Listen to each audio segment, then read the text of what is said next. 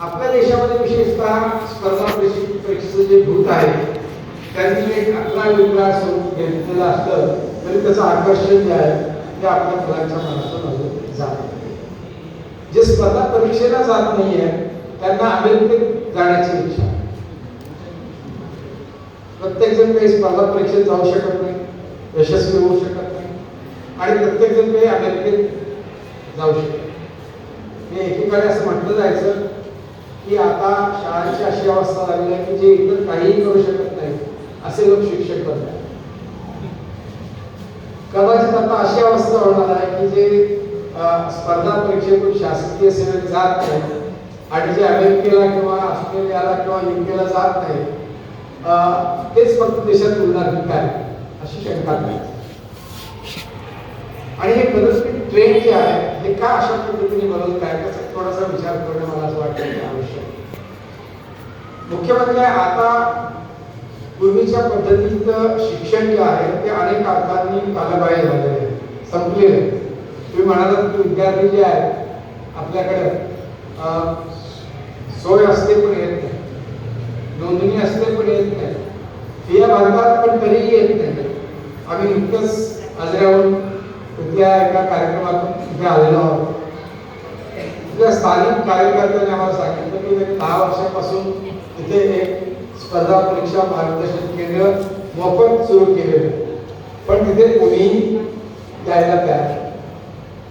हे एका बाजूला आपण तक्रार करतो की खेड्यापाड्यामध्ये मार्गदर्शनाचा अभाव आहे आणि दुसरीकडे प्रत्यक्षात लोक येत नाही. त्याचं कारण कदाचित शिक्षण संस्थांना सुद्धा या नव्या बंधांची पूर्णपणे चालू झालेली नसावी की काय असं मला वाटतं.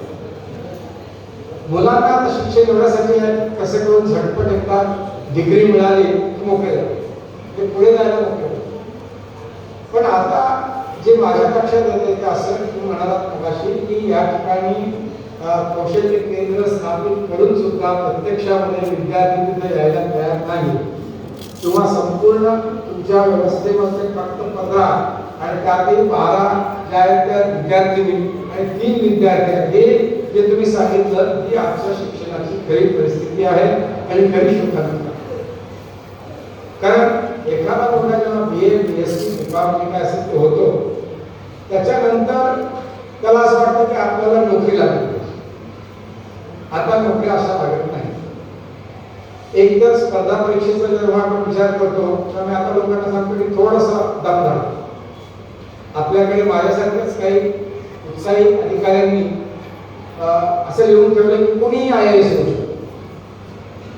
आणि मग वृत्तपत्रातून आपण दरवर्षी वाचतो की रिक्षावाल्याचा मुलगा IAS आहे, भाजीवालीचा मुलगा किंवा मुलगी IAS झाली, अगदी गरीब हमालाचा मुलगा किंवा मुलगी जी आहे ती IAS झाली. हे अपवाद आहे आणि म्हणून ते महत्वाचे ठरतात. किंवा कदाचित असं म्हणेन की लोकशाहीचं हे यश आहे की अशा पार्श्वभूमीतले लोक सुद्धा यशस्वी होऊ शकतात. ही वस्तुस्थिती आमच्या पिढीतले अनेक लोक सर्वसामान्य परिस्थितीतून आज पोहोचलेले आहेत. पण याचा अर्थ प्रत्येक हमालाचा मुलगा किंवा मुलगी होऊ शकते का? याचा अर्थ प्रत्येक शिक्षकाचा मुलगा किंवा मुलगी IAS होऊ शकते का? याचा अर्थ प्रत्येक जण जो IAS होऊ इच्छितो तो होऊ शकतो का? त्याचं उत्तर थेट उत्तर जे आहे नाही. 1000 मधला 1 किंवा 1000 संख्येमधली 1 अशी निवड. याचा अर्थ 1 सहस्रांश.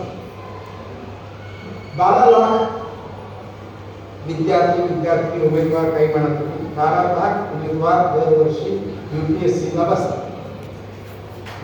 आता 12 लाख मधून 1200 सुद्धा निवड संख्या नसते. जागा ज्या असतात त्या साधारण 800 900 आणि वाढल्या असतात 1000. याचा अर्थ जवळजवळ 120 मधून 1200 मधून एका उमेदवाराची निवड. जर स्पर्धा इतकी कठीण असेल तर आपल्या निवडीची शक्यता आहे संभाव्य ताकद सुद्धा 1 सहस्रांश आहे हे समजणं पहिल्यांदा आवश्यक. त्याच्यानंतर मग त्या स्पर्धेचा जो आवेग आहे त्या स्पर्धेमधली जे अतिशय भीषण असं त्याचं स्वरूप आहे आणि त्याच्यासाठी लागणारा दिल्लीमध्ये जाऊन मुंबईमध्ये जाऊन मुंबईमध्ये जाते पुण्यामध्ये जाऊन किंवा दिल्लीमध्ये जाऊन येणं जो खर्च आहे त्याचा सगळा विचार केला. दिल्लीमध्ये पाहिजे साधारण 15 ते 20 हजार मराठी मुलं मुली त्या ठिकाणी प्रशिक्षणाला आलेले आहेत.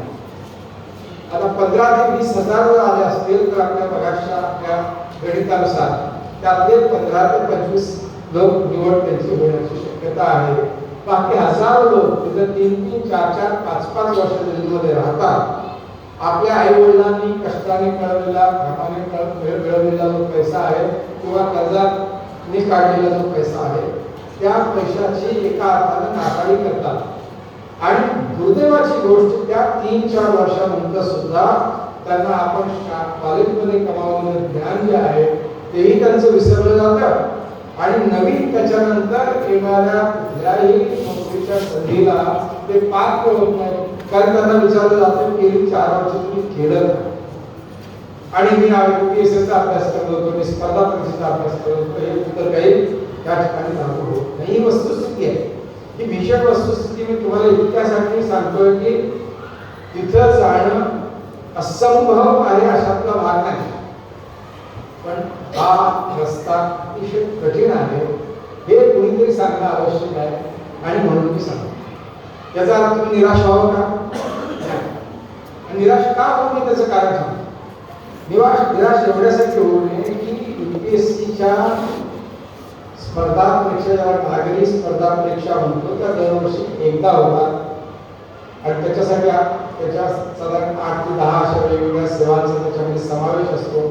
IAS आहे, IPS आहे, IFS आहे, इंडियन फॉरेस्ट सर्व्हिस आहे आणि अन्य अशा बऱ्याच ऑडिट्स अँड अकाउंट्स रेल्वे वगैरे सगळ्या सर्व्हिस. पण ती परीक्षा सोडली तर अनेक अशा परीक्षा आहेत जी UPSC नियमितपणे घेत असते. तिथे विद्यार्थी अर्ज करत नाहीत. उदाहरणार्थ इंडियन इकॉनॉमिक सर्व्हिस आहे, इंडियन स्टॅटिस्टिकल सर्व्हिस आहे, इंडियन मेडिकल सर्व्हिस आहे. आता इथे स्पर्धा एकदम कमी असते तरी सुद्धा BA स्टॅटिस्टिक्स किंवा MA स्टॅटिस्टिक्स झालेला किंवा BA इकॉनॉमिक्स, MA इकॉनॉमिक्स झालेला विद्यार्थी त्याच्यासाठी प्रयत्न करत नाही. त्यामुळे तिथे आपले विद्यार्थी आपल्याला क्वचित दिसतात. याच्याशिवाय ज्या असंख्य भारत सरकारच्या फक्त या ठिकाणी भारत सरकारचा विचार करून महाराष्ट्र शासनाच्या संदर्भामध्ये तुम्हाला माहिती आहे भारत सरकारच्या असंख्य विभागांमध्ये रेल्वे असो, कस्टम्स असो, पोस्ट असो, लँड कोर्ट असो अशा अनेक विभागांमध्ये दरवर्षी हजारो जागा रिक्त असतात. पण तिथे आपल्याकडून अर्ज करणाऱ्यांची संख्या अजूनही कमी आहे. गेल्या काही वर्षात तुम्हाला दिसेल की BSF, CISF, ITBP या ठिकाणी महाराष्ट्रातील बरीच मुलं आपल्याला दिसतात. त्याचं मुख्य कारण काय असेल तर UPSCच्या परीक्षेमध्ये ज्याला कंबाइंड सिव्हिल सर्व्हिसेस एक्झामिनेशन आपण म्हणतो तिथे जी मुलं मागे राहतात पण त्या यादीमध्ये खालच्या बाजूला येतात त्यांना त्या ठिकाणी नोकऱ्या दिल्या जातात आणि त्यामुळे मोठ्या प्रमाणामध्ये आपली मुलं जी आहेत ती पहिल्या ब्रॅकेटमध्ये कमी येत आहेत.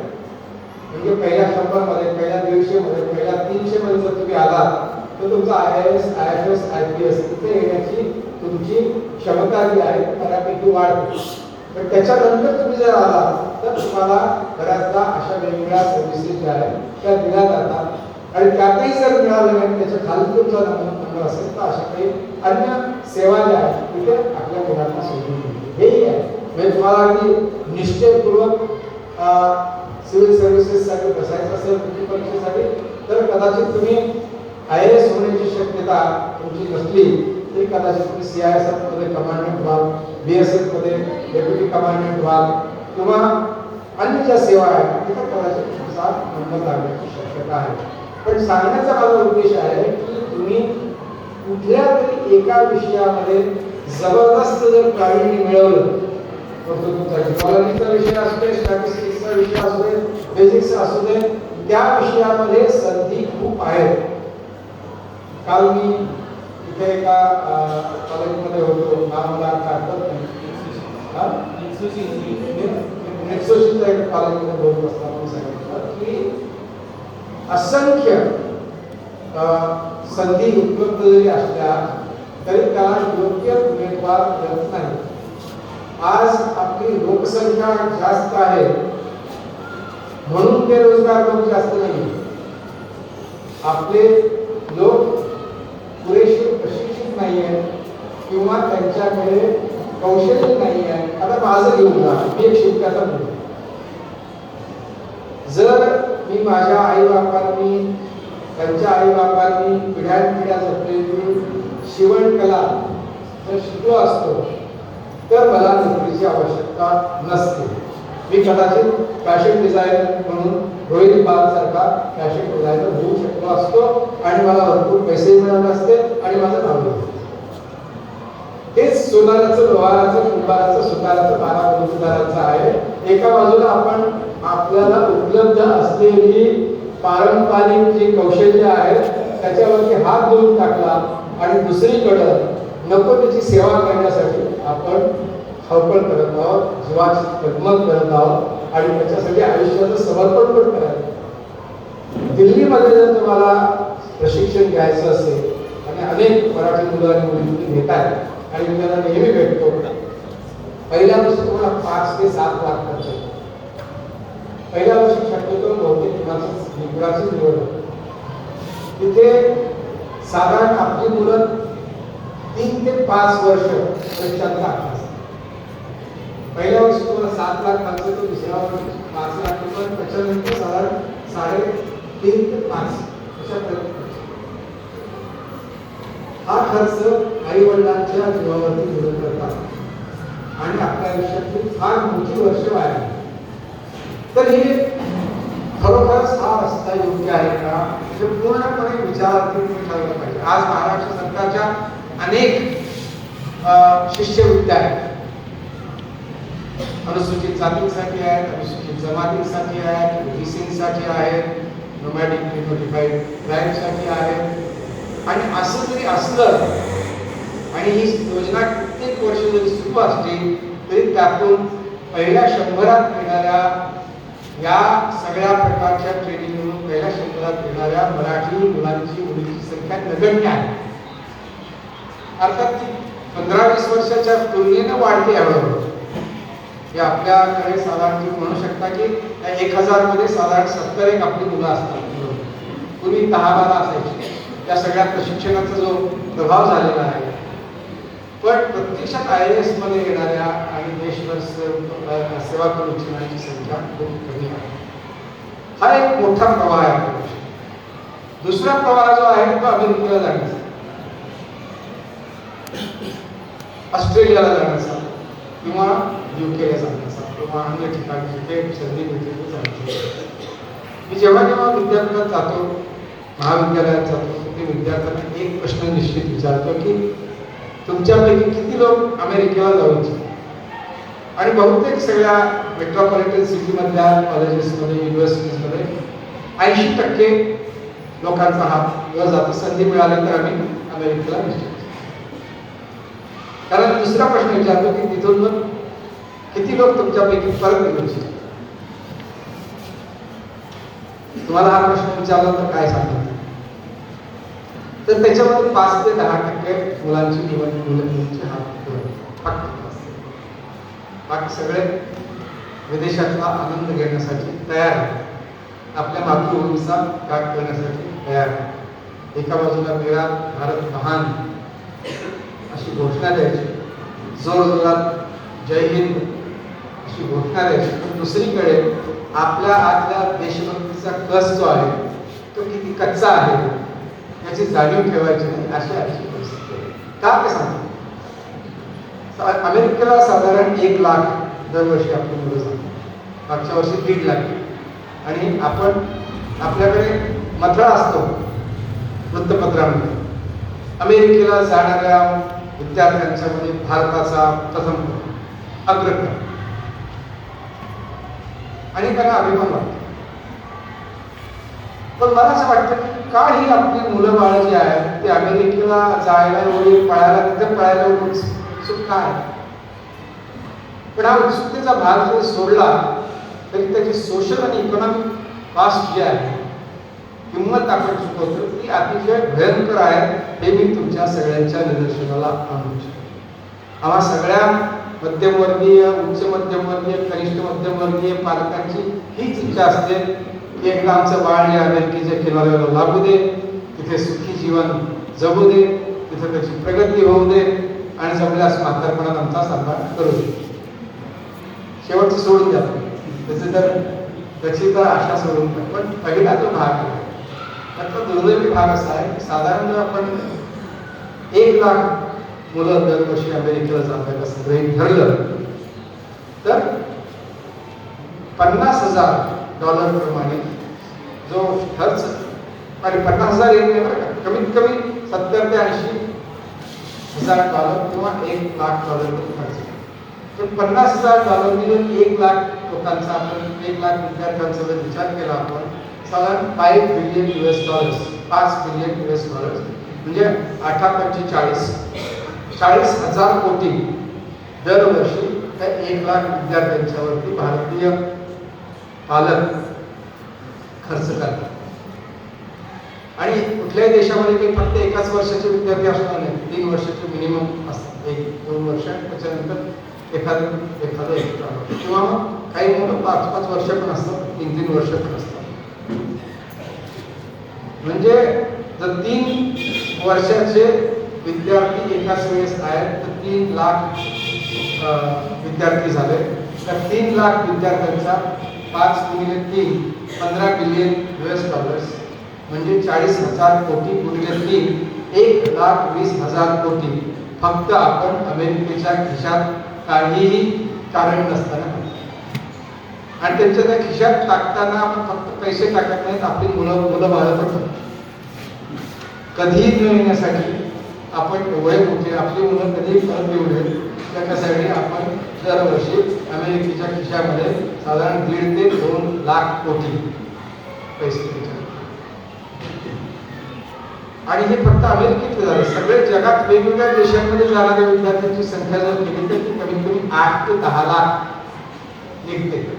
तुम्हाला लक्षात आलं असेल मध्यंतरी जेव्हा युक्रेनचा युद्ध सुरू झालं, युक्रेन रशियामधलं, तेव्हा आपल्या पहिल्यांदा ऐकिवात आलं की तिथे युक्रेनमध्ये 25,000 भारतीय मुलं जी आहेत त्या ठिकाणी वैद्यकीय शिक्षण घेतात. ज्या देशाची भाषा आपल्याला कळत नाही, ज्या देशामध्ये जो देश वैद्यकीय शिक्षणासाठी प्रसिद्धही नाही आहे, त्या देशात आपली 25,000 विद्यार्थी शिकतात. परवा बांगलादेशची समस्या आपल्या देशामध्ये, आपल्या संबंधामध्ये आहे, तिथे 15,000 भारतीय विद्यार्थी शिकतात. तर बांगलादेश प्रत्येक गोष्टीसाठी आपल्याकडे पाहत असतो, तर आपली 15,000 मुलं त्या ठिकाणी. फिलिपिन्स सारख्या ठिकाणी 10,000 ते 20,000 भारतीय मुलं वैद्यकीय शिक्षण. हे एका बाजूला आपल्याकडे अनेक IT कॉलेज सोसाट पडलेले आहेत देशामध्ये, विद्यार्थी मिळत, तिथलं वैद्यकीय शिक्षण आपण प्रचंड महाग करून टाकतो, किंवा त्याच्यामध्ये आलेले जे गैरप्रकार आहेत त्याच्याविषयी चर्चा न केलेली चांगली असा प्रकार. शासकीय जागा ज्या आहेत त्या कमी होत, आणि आई वडिलांची अशी इच्छा आहे की कुठेही जाऊ दे पण डॉक्टरचा शिक्का लागतो तो परतही येणार नाहीये, आणि तो नेमकं काय होईल त्याचं कळत नाहीये. मला वाटतं की याची जी सामाजिक आणि आर्थिक किंमत आपला देश जो देतो आहे ती फार मोठी प्रचंड अशी किंमत. आणि हे कसं काय, हा हिशोब जो आहे तो भविष्यात भारत आत्मनिर्भर भारत बनवायचा आहे ना आपल्याला. असा भारत बनवायचा आहे की जिथे उत्तम वैज्ञानिक आहे. वैज्ञानिकांच्या बाबतीमध्ये मी म्हणेन की CV रामन याच्यानंतर आपल्याकडे एकाही भारतीय शास्त्रज्ञाला नोबेल पुरस्कार मिळालेला नाही. इस्रो सारखी संस्था आहे, पण त्याला मी असं म्हणेन की उत्कृष्टतेचं एक छोटंसं भेट आहे. जोपर्यंत ही उत्कृष्टता सगळीकडे दिसत, अमेरिकेला जाण्याचं मुख्य कारण काय आहे, आपली मुलं, की तुमच्या प्रतिभेला तिथे वाव दिला जातो. तुम्ही काय व्हावं आणि कसं व्हावं हे तिसरी व्यक्ती तुमच्यावरती दबाव सांगत. तुमच्यामध्ये जे गुण आहेत त्या गुणांना वाव देऊन तुमच्यातलं सर्वोत्कृष्ट बाहेर काढण्याचं जे काम आहे ते अमेरिकन व्यवस्था करते. ते आपल्याकडे दुर्दैवानं अजूनही होत नाही. आपल्या सुदैवानं फार मोठी संधी आलेली असते. ती संधी अशी आहे की सगळ्या प्रगत राष्ट्रांच्या मध्ये त्यांचा लोकशाहीचा लोकसंख्येची जी वाढ आहे ती स्टॅटिक तरी झालेली आहे किंवा प्रचंड वेगाने ती वाढ जी आहे कोसळते. म्हणजे जपान असो, कोरिया असो, संपूर्ण युरोप असो किंवा काही अंशी अमेरिका असो, या सगळ्या ठिकाणी एक आपल्याकडे आपण ज्याला डेमोग्राफिक डिव्हिडंड म्हणतो, लोकसंख्या आणि तरुण लोक असल्यामुळे आपल्या देशाला एक ताकद प्राप्त होते असा आपला समज जो आहे, त्याच्या बरोबर उलट त्या ठिकाणी वृद्धांची संख्या वाढते, त्यामुळे आरोग्यविषयक समस्या प्रचंड वाढतात. तरुण कारखान्यांमध्ये काम करणारे तरुण लोक नाही आहेत, बांधकामात काम करणारे तरुण लोक नाही आहेत, त्यामुळे तरुण हात जोपर्यंत त्या देशामध्ये नाही आहे तोपर्यंत त्यांच्या देशाची आर्थिक समृद्धी जी आहे ती टिकणार नाही, वाढणार. आमच्या राष्ट्रीय कौशल्य विकास महामंडळ जे आहे NSDC national skill development corporation मध्ये आम्ही एक अभ्यास केला युरोपचा आणि आमच्या लक्षात आलं की साधारण त्या ठिकाणी 2.5 लाख मोकळ्या जागा, 2.5 लाख, आणि या सगळ्यामध्ये त्यांना कौशल्यावरती आधारित लोक हवे. आम्ही जेव्हा या ठिकाणी भरतीची प्रक्रिया सुरू केली तेव्हा आमच्या लक्षात आलं की चांगले ड्रायव्हर सुद्धा या देशात मिळणे कठीण. फार काही मला वाटतं चौगले सर तुम्ही अतिशय उत्तम प्रशिक्षण देतात ड्रायव्हर. तुमचे सगळे ड्रायव्हर हे जगातल्या उत्कृष्ट वाहन चालकांच्या मध्ये त्यांची तुलना होऊ शकते. तुम्ही फक्त ड्रायव्हरना ट्रेनिंग देणारी वेगळी सेल का तुमच्या मार्गदर्शन केंद्र हे IPS IAS हे त्यांची अकॅडमी आहे, तुम्हाला कल्पना असेल. मी सकाळीच सांगितलं की ही अशा संस्था फक्त सिव्हिल सर्व्हिसेसचं गायडन्स इथून पुढे करता कामा नये. त्यांना कौशल्य केंद्र झालं पाहिजे, त्यांना सामाजिक सांस्कृतिक परिवर्तन केंद्र झालं पाहिजे आणि देशाचं भविष्य घडवणारी मुलं मुली त्या ठिकाणी घडली पाहिजे. फक्त शिक्षण घेऊन एका बाजूला रसवंती ग्राहक जसा ऊस जातो आणि दुसरीकडे चिपाडे निघतात, तशा प्रकारचं चिपाडे निघणारी व्यवस्था आपल्याला करतात. आम्ही आता सध्या रिक्रुटमेंट करत आहोत इस्रायल. बांधकाम उत्तम करणारे कारागीर आपल्याकडे मिळत, ज्या संख्येने पाहिजे लोकसंख्या भरपूर आहे. मी गोंगे म्हणून येणारे पुढे लोक पण आहेत. आपण आज बांधकामाचं जे शास्त्र आहे ते खूप वेगळं आहे. वाहन चालक म्हणजे फक्त ड्रायव्हरच्या सीटवरती बसला आणि सुसाट गाडी चालवली म्हणजे वाहन चालक होऊ शकत नाही. तेव्हा आजच्या घडीला गुगल मॅपचं ज्ञान असावं लागतं, त्या लोकेशन पाठवता आलं पाहिजे, वाचता आलं पाहिजे.